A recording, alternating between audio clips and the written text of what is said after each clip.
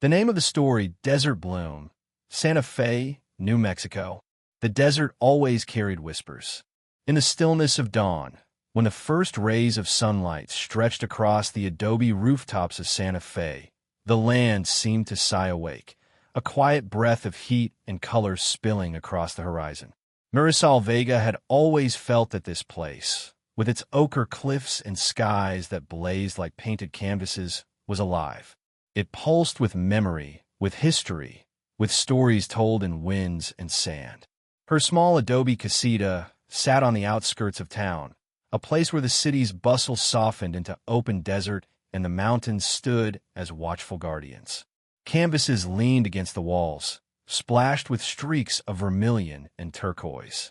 On the wooden table, brushes lay scattered in coffee mugs, and the faint smell of oil paint lingered in the air. Marisol, barefoot, stood before an unfinished canvas, her dark hair tied loosely behind her, her eyes intent on capturing the peculiar glow of morning light. The canvas was stubborn, though. No matter how she shifted the blues and golds, the painting felt flat, like the sky had swallowed its own fire. With a sigh, she dropped her brush into the turpentine jar. "You win," she muttered to the canvas. Her stomach growled, reminding her that passion didn't fill an empty belly. She crossed the sunlit room, poured herself a cup of strong coffee, and stepped out into her courtyard. A cool breeze carried the faint scent of sagebrush. She wrapped her shawl tighter and tilted her face to the light. That was when she noticed movement across the road. The building opposite her casita had been lifeless for years, an abandoned adobe structure with turquoise shutters faded to a dull, chalky green. But today a truck stood outside, its bed stacked with crates, sacks of produce, and stainless steel counters. Men hauled equipment in and out, their voices breaking the usual quiet of the street. Marisol leaned on her gate, curiosity pulling her gaze toward the scene. Among the bustle, one figure stood out. A man, tall and broad-shouldered, carried a heavy box on his shoulder as if it weighed nothing. His dark hair fell in loose waves, his shirt sleeves rolled up to reveal strong forearms. When he spoke to one of the workers, his voice carried across the road, low, steady, and warm. Something about him made her pause. He moved with focus, but also with a kind of ease like someone who belonged here. Yet she had never seen him before. The man set the box down, dusted his hands, and glanced up. For the briefest moment, their eyes met. A flicker of recognition stirred inside her. Not that she knew him, but that she knew the feeling. Like hearing the first note of a song she hadn't realized she'd been waiting for. He smiled. Not broadly, not with arrogance, but gently. Heat rose to her cheeks. She quickly looked down, pretending to fuss with her coffee mug. She was not about to stand here, gawking at a stranger like a tourist in her own neighborhood. Still, she risked another glance. The man was already giving instructions again, gesturing toward the open shutters. Light spilled into the building, revealing counters, clean walls, and a freshness that erased her memory of the place's decay. A restaurant, she realized. Her mind sparked with questions. Who was he? Why here? And, more dangerously, why had her chest tighten when he smiled? She shook her head, turning back inside. She had no time for distractions. Rent was due in 2 weeks, and half-finished canvases wouldn't pay it. But as she picked up her brush again, her strokes betrayed her thoughts. The lines she painted curved into the suggestion of a man's figure. Strong shoulders, a bent head, a shadowed jaw. With a soft curse, she set the brush down. Later that afternoon, Marisol walked into town. The plaza buzzed with life. Vendors selling turquoise jewelry, tourists sipping iced lattes, street musicians strumming guitars. She greeted the gallery owner who had displayed her work last spring, though she avoided asking if there had been new interest in her paintings. The answer was always a weary shake of the head. By evening, she returned home, the sky painted with streaks of crimson and violet. Across the road, the building glowed from within. The shutters were propped open and laughter spilled out. Her curiosity won. She crossed the street, stepping closer. The air was thick with scent, roasted peppers, garlic, a sweetness she couldn't quite place. Her stomach betrayed her with a loud growl. The man stood just inside, bent over a cutting board. His movements were precise but graceful, like a dancer's choreography. He sprinkled herbs over a pan, lifted it, and the scent bloomed richer. Marisol lingered by the doorway, mesmerized. "Smells good, doesn't it?" The voice startled her. She turned to see one of the workers grinning at her, wiping his hands on a towel. Heat rushed her face. I was just... The man at the cutting board looked up then. Their eyes met again. This time, she didn't look away. He studied her with quiet curiosity before setting the pan down. Wiping his hands, he walked toward her. Up close, his presence was even stronger, not intimidating, but grounding like the earth itself. "Hola," he said, his voice smooth. "I'm Diego." Marisol swallowed, her throat suddenly dry. Marisol. For a moment, neither spoke. The desert's quiet seemed to creep into the space between them, stretching time. Finally, Diego's smile returned, soft and inviting. "You live across the street." She nodded. "And you're opening a restaurant?" His eyes brightened. "Yes, it's been a dream for years." Santa Fe felt right. Marisol hesitated, then asked, "What kind of food?"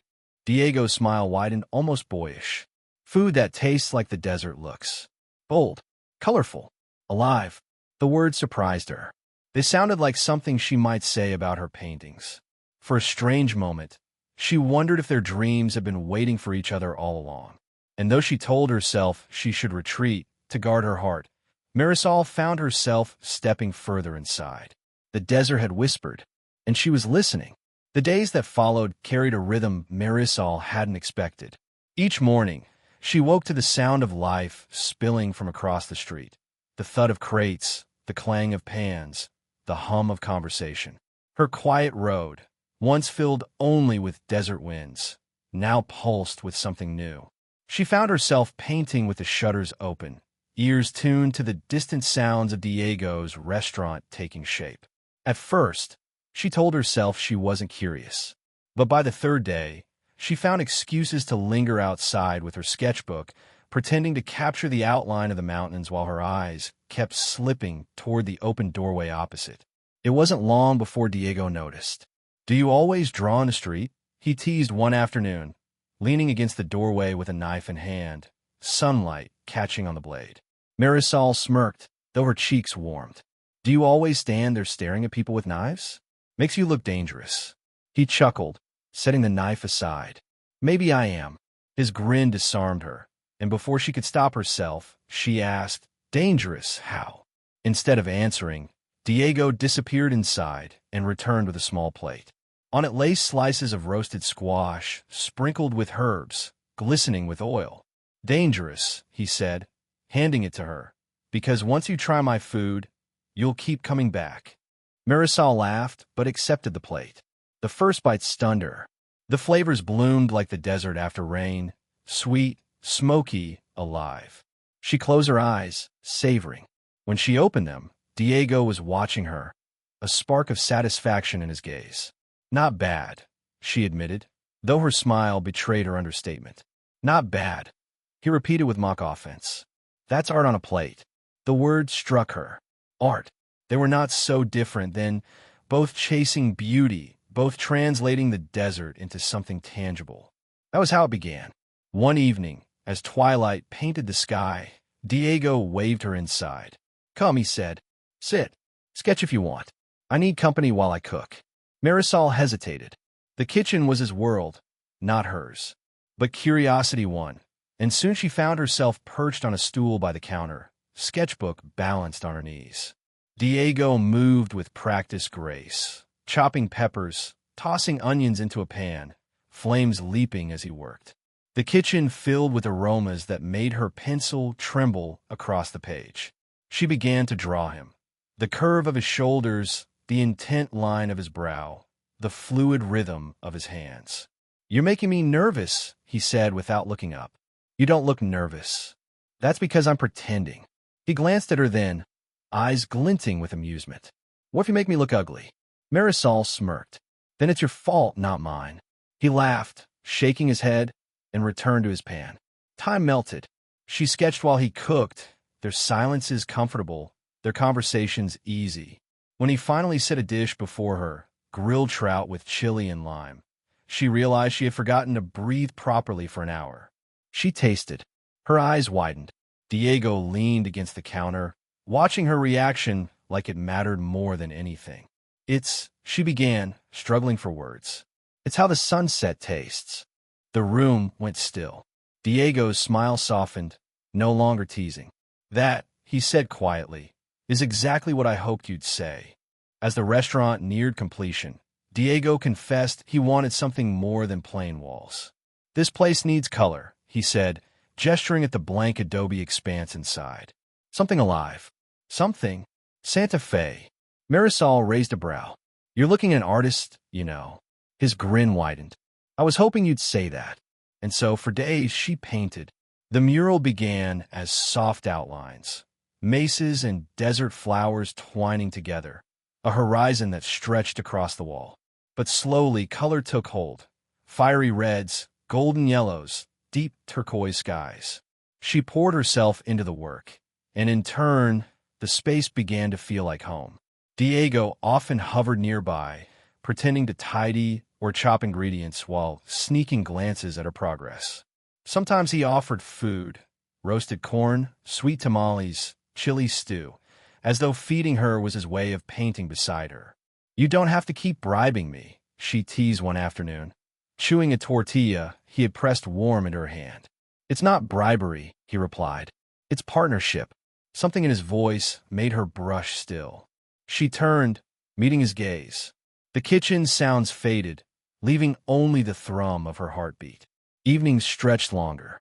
She stayed after painting, sitting at a corner table while Diego tested recipes, offering opinions that made him laugh. He learned she had grown up here, raised by her grandmother after her parents left for California. She learned he had worked in kitchens across Mexico and the Southwest, but Santa Fe had called to him with its blend of culture and desert soul. Food and art, he mused one night. They're both about memory, aren't they? About giving people a piece of something they didn't know they were missing. Marisol nodded slowly, struck by the truth of it. Yes, a taste, a color, both can bring someone home. Their words lingered, weaving into something deeper than conversation. And still, she fought the pull. She had known longing before, brief, burning, and gone like desert rain. She had promised herself not to get swept away again. But every time Diego smiled at her, as though she was already part of his dream, her resolve frayed. One evening, he asked her to walk. They left the restaurant and wandered into the desert hills, with a land opened wide beneath the sky. The sun slipped low, staining everything in copper and rose. Marisol stopped, breath caught by the beauty. It looks like the world is on fire. Diego's gaze wasn't on the sky. It does, he murmured, though his voice was meant for her. She turned, and suddenly the distance between them seemed fragile, unnecessary. The desert held its breath. When he kissed her, it was unhurried, like tasting, like savoring. A kiss that said they had both been waiting, even before they knew each other. The desert whispered again, and this time, Marisol didn't resist. The restaurant opened on a Friday evening, the desert heat fading into a lavender dusk. Lanterns glowed along the doorway, casting warm circles of light against the adobe walls. Inside, the air was alive, the sizzle of pans, the murmur of voices, the clink of glasses. Marisol stood at the entrance, heart thrumming as she watched the first guests filter in. Their eyes lifted to her mural, wide with wonder. The colors stretched across the wall like the desert itself had spilled inside. Mesas burning orange, flowers unfurling crimson and gold, the horizon endless and full of promise. She swallowed back the tightness in her throat. It wasn't just Diego's restaurant anymore. It was theirs. Behind her, Diego moved like he always did in the kitchen, fluid, focused, alive. But when he caught her watching, his face softened into that smile that still unraveled her. Throughout the night, she drifted between tables, sketching quick portraits of guests on napkins as a kind of gift. People laughed, clutched the sketches to their chests, and ordered more food. The restaurant pulsed with joy, as though the desert itself was celebrating. But later, When the last guest left and the lanterns flickered low, silence fell. Diego slumped into a chair, exhausted. "We did it," he murmured, rubbing his temples. Marisol sat across from him, her sketchbook open on her lap. She studied him for a long moment. "You did it." "No." He shook his head, meeting her gaze with quiet intensity. "We did it. Without you, this place would just be food on tables. You gave us soul." Her chest tightened, overwhelmed by the sincerity in his voice. For a long time, neither spoke. Then Diego reached for her hand across the table, his fingers rough but steady. "Marisol, I don't just want you to paint here. I want you here, with me. Always." The words struck deep, both tender and terrifying. She pulled back slightly, uncertainty flickering across her face. "Diego, you don't know what you're asking. I've spent my whole life afraid my dreams aren't enough. What if this fails? What if we fail?" He leaned forward, voice steady. "Then we rebuild. We keep going. The desert blooms after rain, even when it seems impossible. Why shouldn't we?" Her eyes blurred with sudden tears. The truth was, she had been waiting for someone to say that. Someone who believed in her as fiercely as she wanted to believe in herself. Slowly, she reached for his hand again, holding it this time. "Always," she whispered. "Always." Weeks later, after the restaurant had settled into its rhythm, Diego and Marisol slipped away one evening. They climbed into the desert hills, the air cool, the stars scattering above them like paint across black canvas. Marisol carried her sketchbook. Diego carried a basket with food.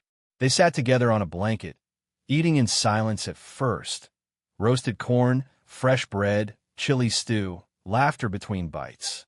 Then, as the horizon blazed with the last fire of sunset, Marisol set her sketchbook down. Diego leaned in, brushing a strand of hair from her face. "You know," he said softly, "I think this is what happiness tastes like." She smiled, her eyes shining. "And looks like." Their lips met, slow and sure, as the desert wrapped them in its quiet song. Behind them, the mesas glowed. Ahead of them, the horizon stretched wide. And between them, colors and flavors intertwined. Two dreams, two lives, blooming together at last. The end. Thank you all for listening, and I hope you enjoyed it.